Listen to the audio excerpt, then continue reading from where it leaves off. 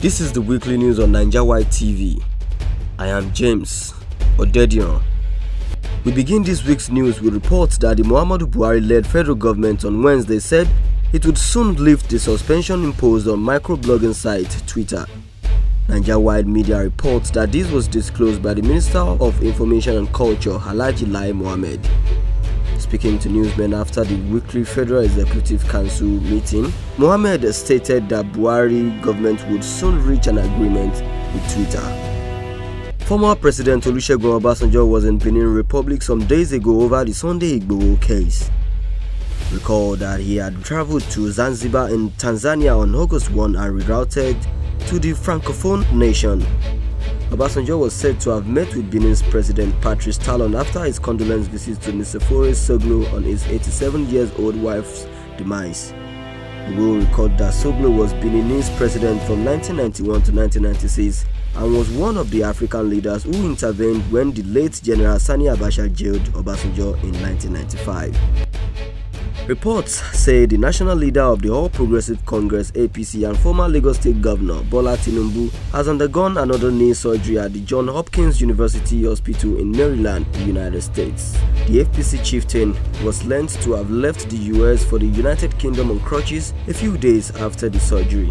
Sources close to Tinubu disclosed that he wanted the surgery in Paris, France, but changed his plan over rumors of his death.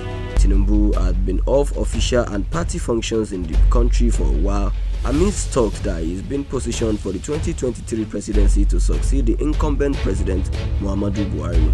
Recall that in January 2021, Tinubu was also reported sick and hospitalized in Paris, France.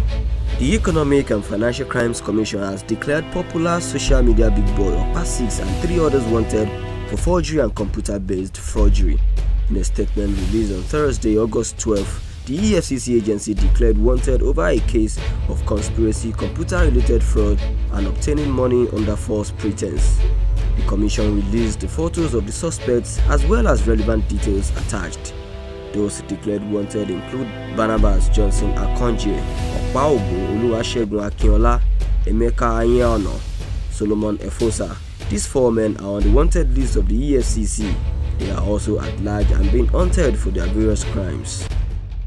A top Boko Haram insurgent senior commander and his family have surrendered to troops of Operation Hardin Kai in Goza local government area of Borno State. It was gathered that Amir Adamu Rugu was known for deadly activities against troops and commuters around Mandara Hill and Sambisa Forest in Goza area. Top security source confirmed that Amir Adamu surrendered alongside 3 wives and children in Goza town.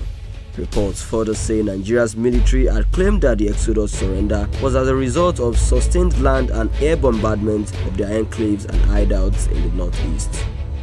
The Federal Executive Council (FEC) has approved a new policy for toll gates across the country. Babatunde Fashola, Minister of Works and Housing, disclosed this while speaking with newsmen. According to a statement released by Presidential aide Tolu Ogunlesi, the Council granted approval of the Federal Roads and Bridges tolling policy and regulations at its meeting on Wednesday. While noting that the tolling system will prioritize the use of technology, some highlights of the regulations include recommended tolling fees for vehicles as follows: cars 200 naira, SUVs 300 naira, private buses 300 naira, commercial buses 150 naira, and luxurious buses and trucks to pay 500 naira. The sit-at-home order by the indigenous people of Biafra to protest the detention of our leader Mazi Nnamdi Kanu by the federal government recorded partial success in the heartland city of Owerri, the Imo State capital, on Monday.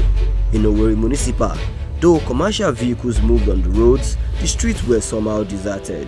Only a few shops were open while commercial banks also refused to operate for services.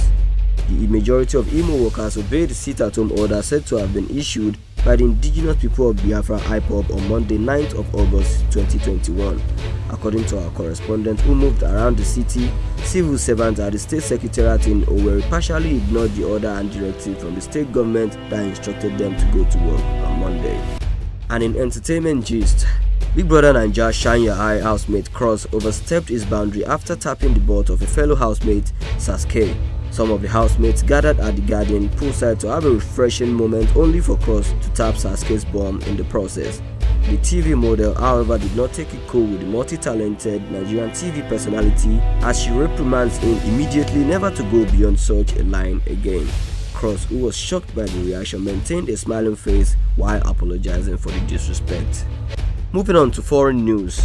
A powerful earthquake has struck the Caribbean nation of Haiti, killing at least 227 people. The 7.2 magnitude quake hit the west of the country on Saturday morning, toppling and damaging buildings including churches and hotels. The Prime Minister said there was extensive damage in some areas and declared a month-long state of emergency. Haiti is still recovering from a devastating 2010 earthquake.